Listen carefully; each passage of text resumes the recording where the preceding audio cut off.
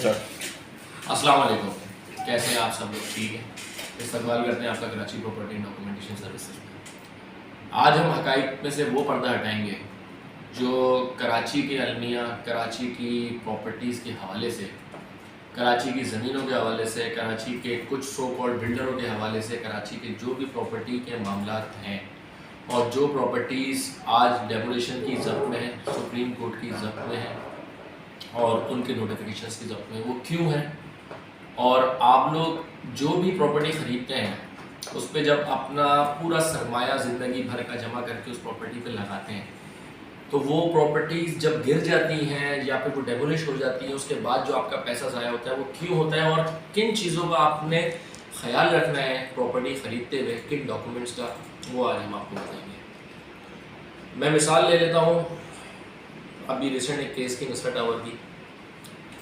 वो बहुत बड़ी एक बिल्डिंग बनी, बहुत अच्छे बिल्डर, नामी बिल्डर, बिल्डिंग तैयार भी हो गई, बन भी गई, डिलीवर भी हो गई, लोगों ने अपना काफ़ी सरमाया, काफ़ी पैसा उसके अंदर अपना लगा दिया। कुछ अरसे बाद सुप्रीम कोर्ट का एक ऑर्डर आता है और वो उसको डेमोलिश कर देते हैं। जब वो डेमोलिश करते हैं तो लोगों का ख्वाब, लोगों का सरमाया सब बिखर गया, रोड के ऊपर सब गिर गया। वजह ये है कि जो भी एनओसीज उनको मिली वो अपने राइट पर थे। उनको जो एनओसीज मिली वो डिपार्टमेंट ने दी। तो चूँकि डिपार्टमेंट ने जो एनओसीज दी तो क्या वो वेरीफाइड थी, और अगर वो वेरीफाइड थी तो फिर ये डेमोलिशन क्यों हुई? सवाल ये बनता है। अगर वो डेमोलिशन हुई तो उसकी वजूहत क्या थी? तो वो जो 180 स्क्वायर यार्ड जो उनका एक्स्ट्रा लैंड था, तो वो एक्स्ट्रा लैंड उनको ऑक्यूपाइड करने की इजाज़त किसने दी? तो जिन इदारों ने भी, जिन डिपार्टमेंट से भी उनको इजाज़त दी और उन्होंने जब वो कंस्ट्रक्शन कर ली, उसके बाद फिर इस तरीके के डेमोलिशन की सिचुएशन बननी तो नहीं चाहिए थी। लेकिन आप जब भी कोई भी प्रॉपर्टी लें तो उसके डॉक्यूमेंट्स लाजमी चेक करें, इवन उसका सर्च निकलवाएं कि ये जो फ्लैट बना हुआ है या ये जो अपार्टमेंट बना हुआ है, ये जो घर बना हुआ है, उस ज़मीन का अभी स्टेटस क्या है, और उसका स्टेटस और उसका सर्च आपने लाजमी लेना है, लाजमी निकालना है डिपार्टमेंट से कि भाई अभी इस ज़मीन का स्टेटस कितना है और ये जो फ्लैट है कितने स्क्वायर यार्ड्स में मुल्तमिल है। क्योंकि अगर वो 1000 गज पर है और उसने कंस्ट्रक्शन 1180 गज पे की हुई है तो इट मीन्स कि 180 स्क्वायर यार्ड उसका ज़्यादा था जब ही वो गिराया गया।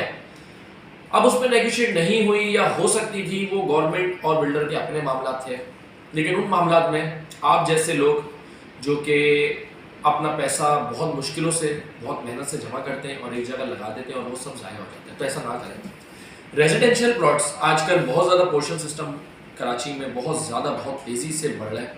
लोग पोर्शन बना लेते हैं और ग्राउंड प्लस 1, ग्राउंड प्लस 2, 3, 4 तक जाके वो बेच के चले जाते हैं। एक एक पोर्शन में 2-2 फ्लैट निकाल देते हैं, वायलेशन की भरमार कर देते हैं। कोई पूछने वाला नहीं है उनसे, और अगर कोई पूछता भी है तो उसका मुंह बंद करा दिया जाता है। बहरहाल अगर वो पूछने वाले हैं तो वो आप लोग हैं कि अगर एक रेजिडेंशियल प्लॉट पे 120 स्क्वायर यार्ड पे, 240 स्क्वायर यार्ड पे अगर कोई घर बना हुआ है तो उसके ऊपर अप्रूवल ग्राउंड प्लस 1 की है। After the pay off differentiate challan, scooty challan करके आप उसको सेकंड फ्लोर तो अप्रूवल ले सकते हो, लेकिन तीसरा, चौथा, पांचवा, छठा नहीं ले सकते, जिसकी वजह से जानी नुकसान और माली नुकसान दोनों होता है। अगर अल्लाह ना करे वो बिल्डिंग गिर जाती है जिसकी सॉइल टेस्टिंग कंप्लीट नहीं है, जिसके प्लॉट की बेस कंप्लीट नहीं है, और अगर वो गिर जाता है तो उसका जिम्मेदार कौन है? ये बिल्डर नहीं सोचते।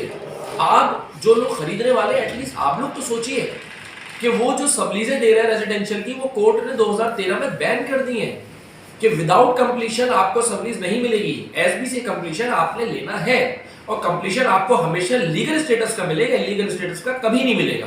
तो आपकी सबलीजें भी हो रही हैं, सब कुछ हो रहा है और आप करवा भी रहे हैं, लेकिन आप ये नहीं देख रहे कि जो हमारा पैसा है क्या वो कब तक सेव है और कितने अरसे तक सेव है। क्या आपकी वो सबलीज जो रेजिडेंशियल है, ग्राउंड प्लस, एक मिसाल है 3rd फ्लोर की है, 4th फ्लोर की है, क्या वो कोर्ट में चैलेंज हो सकती है? बिल्कुल नहीं, क्योंकि उसका कोई लीगल स्टेटस नहीं है, उसका कोई रिकॉर्ड नहीं है, उसका जो भी रिकॉर्ड है वो एक फर्जी रिकॉर्ड है। तो इन चीज़ों को थोड़ा सा समझिए कि जो भी बिल्डर्स हैं जो अपने बिल्डर फाइल के ऊपर, जो बिल्डर प्रोजेक्ट्स अपने सेल आउट कर देते हैं बिल्डर फाइलों के ऊपर, कोई गवर्नमेंट रिकॉर्ड नहीं देते, कोई लीज नहीं देते, तो वो प्रोजेक्ट कतई ना लें। और अगर आप वो प्रोजेक्ट लेते हैं तो अपनी लीज डिमांड कीजिए, ताकि आपके पास गवर्नमेंट स्टेटस कोई ऐसा हो जिसके ऊपर कल को आप डिबेट कर सकें, फाइट कर सकें, अपनी चीज़ को महफूज रख सकें। क्योंकि बिल्डर ने अपनी चीज़ डिलीवर करनी है एंड आगे हो जाना है, वो फॉरवर्ड हो जाएगा, वो दूसरे प्रोजेक्ट की तरफ चला जाएगा, आप लोग फंस जाएंगे।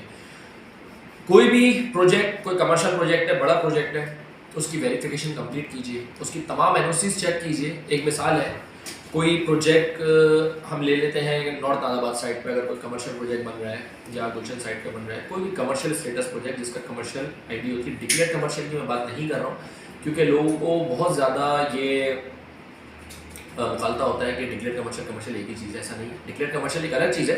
जो प्रॉपर्टी रेजिडेंशियल बेसिस है उसको डिक्लेयर कमर्शियल करके बनाना वो एक अलग चीज़ है, और कमर्शियल बाय बर्थ उस वो एक अलग, ये दोनों अलग अलग स्टेटस है। अगर बाय बर्थ कमर्शियल में कोई भी प्रोजेक्ट बना हुआ है और वो तैयार हो गया तो आप उससे तमाम एनओसीज मांगेंगे। उन एनओसीज में एसबीसीए की मुख्तसिस 6 एनओसीज हैं जो कि बहुत मेन है। Town planning, master planning, architecture, structure NOC for sale and final approval. ये 6 एनओसीज आपने उससे लाजमी लेनी है, इनकी आपने वेरिफिकेशन करनी है। उसके बाद आता है उस प्लॉट का स्टेटस। उस प्लॉट के स्टेटस को जानने के लिए आप सर्च निकलवाइए सिटी कोड से, डिपार्टमेंट से। अगर वो केडी की जमीन है तो केडी से सर्च निकलवाइए, उसका कंप्लीट स्क्वायर यार्ड पता कीजिए, उसका जो नक्शा उसने सबमिट करवाया सिंध बिल्डिंग कंट्रोल में वो नक्शा उससे देखिए, ताकि आपको ये अंदाजा हो जाए कि हाँ इसने एक फ्लोर पे 4 फ्लैट की अप्रूवल ली है तो ये 5वां कैसे बना रहा है, ये 4 ही बना सकता है। तो इन चीज़ों का ख्याल बाय लॉज के हिसाब से लाजमी देखिए।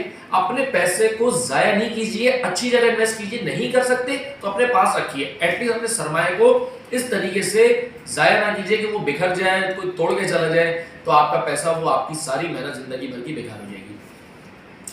रेवेन्यू की कोई भी ज़मीन हो, केडीए की हो, केएमसी की हो, एमडीए की है, एनडीए की हो, किसी भी कोई ज़मीन हो, आपने उसको वेरीफाई करना है कंसर्न डिपार्टमेंट से। सबके लिए दरवाजे खुले हैं, डिपार्टमेंट सबको सर्विस देने के लिए बैठा हुआ है। हाँ, अगर आपको कोई राइट गाइडलाइन नहीं मिलती तो कराची प्रॉपर्टी डॉक्यूमेंटेशन सर्विसेज आपको राइट गाइडलाइन देगा। आप हमें कांटेक्ट कर सकते हैं। अगर आपको कोई वेरिफिकेशन करवानी है हम आपको वेरिफिकेशन करके देंगे। अगर आपको कोई गाइडलाइन चाहिए, फ्री ऑफ कॉस्ट गाइडलाइन है, आप हमें कॉल कर सकते हैं, हम आपको गाइडलाइन देंगे किसी भी काम के हवाले से कि आखिर किस डिपार्टमेंट में किस डॉक्यूमेंट के लिए कहाँ जाना है, कौन सा सर्च लेना है, ये सब चीज़ें हम आपको बताएंगे। आप हमसे गाइडलाइन ले सकते हैं। अगर आपको नहीं पता, क्योंकि काफ़ी लोग हैं जिनको ये नहीं पता कि ट्रांसफ़र क्या है, किस तरह होगा, सर्च किस तरह निकलेगा, वेरिफिकेशन किस तरह होगी, तो हम उनको राइट डिपार्टमेंट बता सकते हैं। तो Karachi property documentation services all over the Sindh काम कर रही है, ऑल ओवर द कराची काम कर रही है, लोगों का सरमाया बचाने के लिए काम कर रही है, आप लोगों के लिए काम कर रही है।